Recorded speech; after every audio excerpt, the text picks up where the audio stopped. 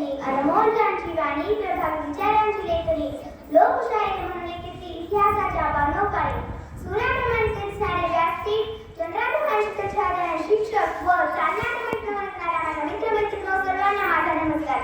आज मी लोकशाहीर अण्णाभाऊ साठे यांची यशोगाथा सांगण्यासाठी उभी आहे.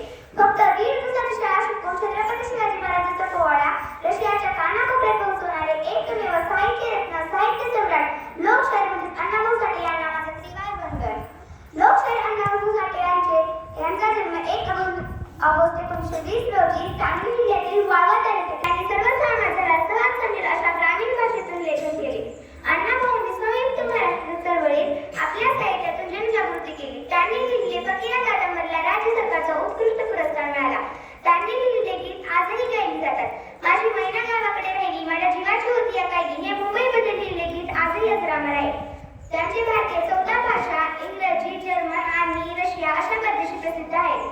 शेवटी जाता एवढेच म्हणेन की अण्णाभाऊ